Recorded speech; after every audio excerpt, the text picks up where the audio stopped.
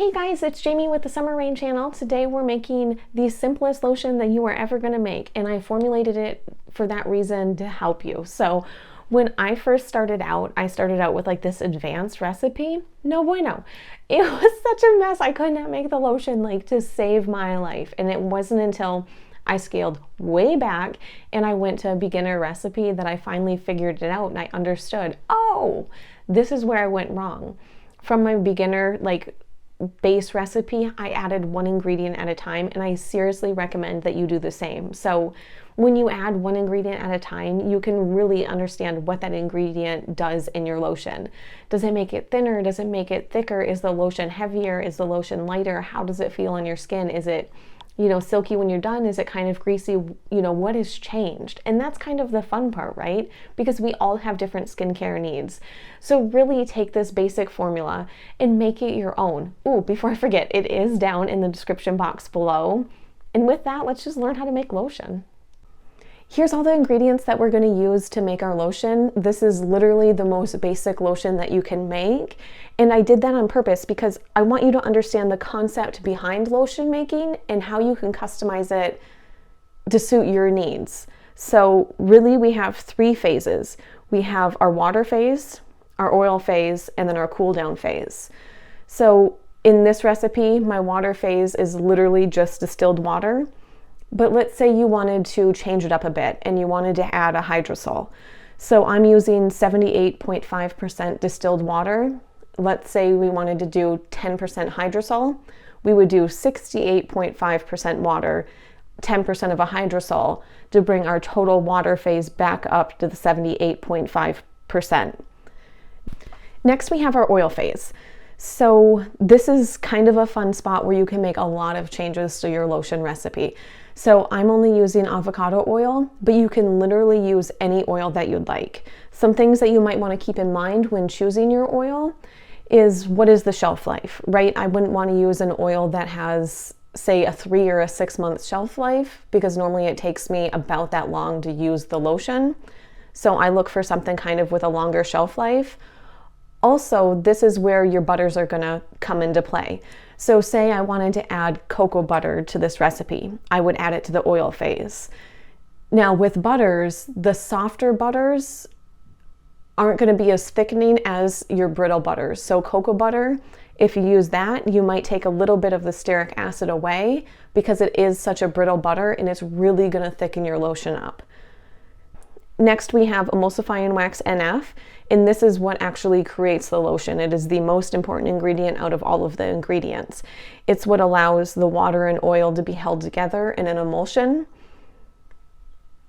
Then we have stearic acid. So we use that for really two reasons.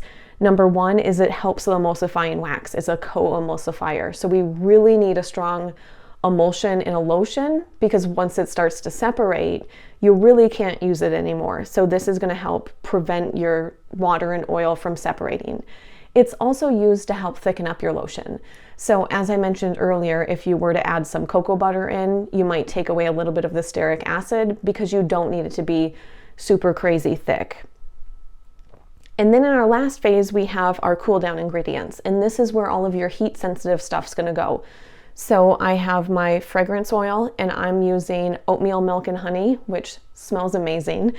And then I'm using my preservative. You cannot make this without a preservative. Within a couple of days, you're going to grow some pretty nasty funk in your lotion if you don't have a preservative. So you really have to have one, and it would be silly to go through all of this trouble only to have to throw it away after, 2 days or something like that.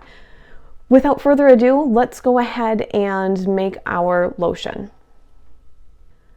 Let's go ahead and add all of the oil phase ingredients into a heat-safe container. Emulsifying wax, stearic acid, avocado oil. So we have both our water and our oil phase in heat-safe containers. Very, very, very important that you pop both of them on a double boiler. This is because you need the water in the oil phase to be roughly the same temperature. If they're not, and if you have cold water and you add the hot oil phase, it's just gonna create like a layer on top and immediately harden on you, and that is no bueno. At that point, you have to restart. There's no saving your lotion. So I normally just pop them in the same pan, and then they heat up to be roughly the same temperature, or at least close enough to where we're not having any issues when trying to make our lotion. So I have the oil and the water phase over on the double boiler being heated up. I'm gonna go ahead and get everything ready over here for making the lotion. So I like to use a pouring container like this, only because it's a little bit deeper so I can get my emulsion blender in there. And also, I'm not going to do it in this video, but normally what I do is I would pour my lotion while it's still warm, because it's way easier to do that than it is to get it into the container after it's cooled. But I want to show you the process that you would use to get it in the container after the lotion cooled. So the pouring spout doesn't really make a difference in this recipe, but if you were making it once you add your preservative in, I would right away pour it into your container. It's just going to save you a few steps. And the next thing that you're going to want to get ready is your immersion blender. Now you have to have this and not a hand mixer in order to create your emulsion. So now that we have everything ready, we'll be all set when we pull our stuff off the double boiler. And now we're ready to go ahead and put our ingredients into our mixing container. I wanted to mention, when you pull your stuff off of the double boiler, the bottom's going to be wet, so I just wipe that with a towel before I pour it into my container. So there's our water phase, and now I'm going to grab our oil phase. And then we're going to pop our oil phase in here, and then I have to work pretty quick. So once I pour it in, I'm immediately going to grab our immersion blender and start blending it. And kind of watch, this is my favorite part of making lotion. Once I pour this in, it's going to turn white. It's kind of cool, hey?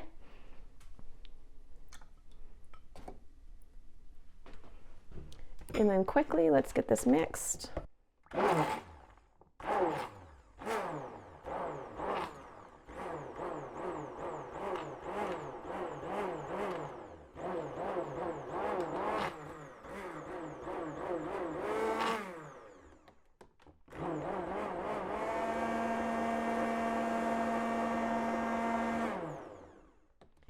And you will notice almost right away when you start mixing it that it's going to thicken a little bit. Geez, I don't know how well you can see that, but it's still very runny.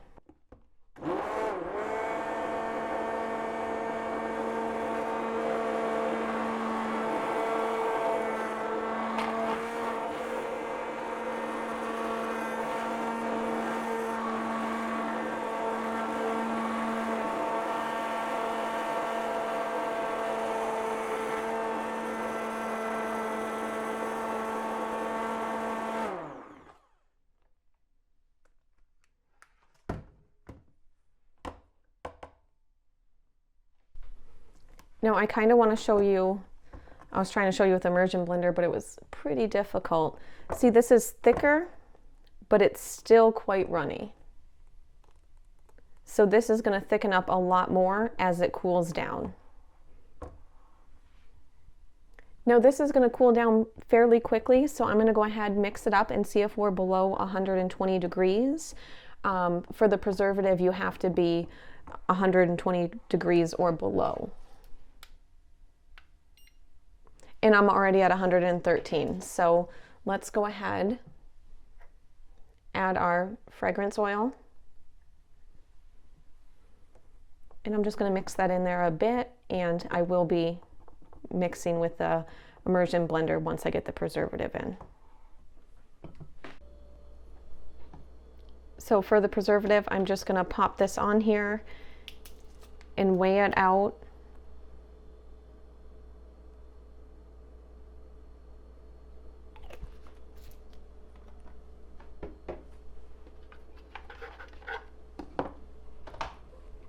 And then we'll go ahead and mix it up again. So you can tell it's way thicker already.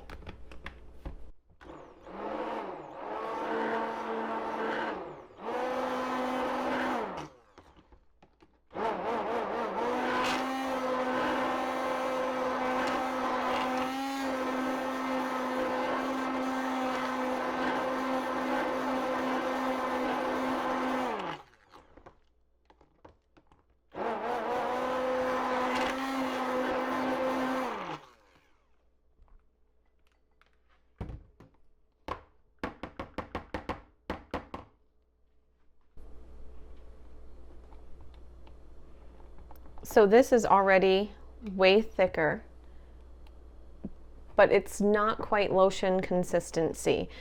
Now I'm gonna let this cool before I put it into my container, but if you're making this at home, there's no point in allowing it to cool all the way. It's kind of an extra step. I just wanna show you how you put it in the container if it gets too cool on you.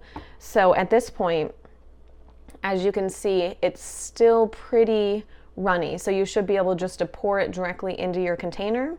Otherwise, if you take a little bit longer to get to that point, which often happens when you're first making lotion, I'm going to let this cool and then show you how you would get it into your container when it's cooled.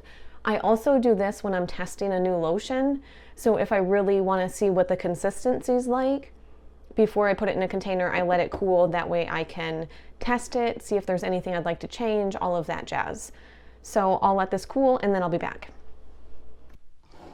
So our lotion has cooled completely, and you can see like how thick it is. It's going to be very hard to get it into this bottle. So the easiest way to do this is just grab a baggie and you're going to clip the corner off. And then grab a cup and we're just going to put this right in there.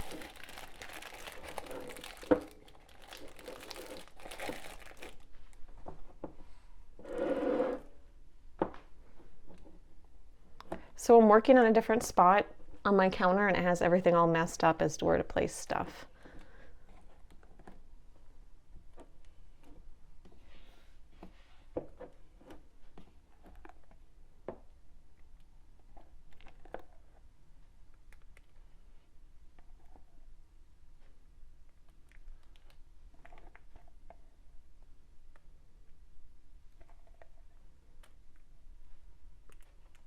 Whoops.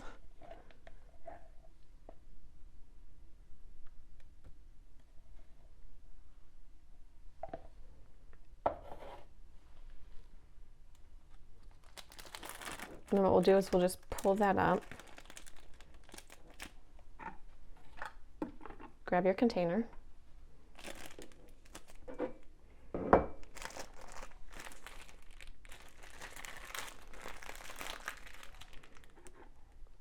And then we'll just do that to put it into the container. So this is way less messy than if you were to try to pour from the pouring spout.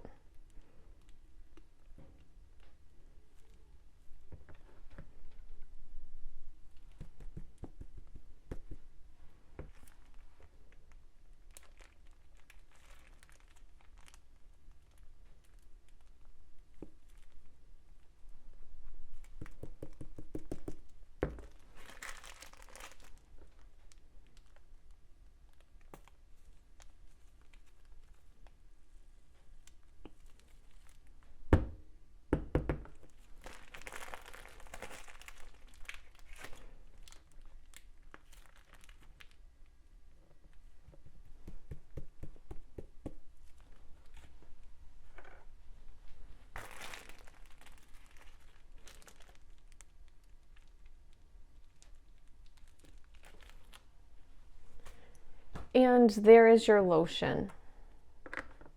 Since this is all the way cool, it's fine to go ahead and put the lid on it, but if you poured it in there when it's warm, you really want to leave the lid off of the container until it's completely cool. Otherwise, you're going to get condensation inside of your lid, which you don't want.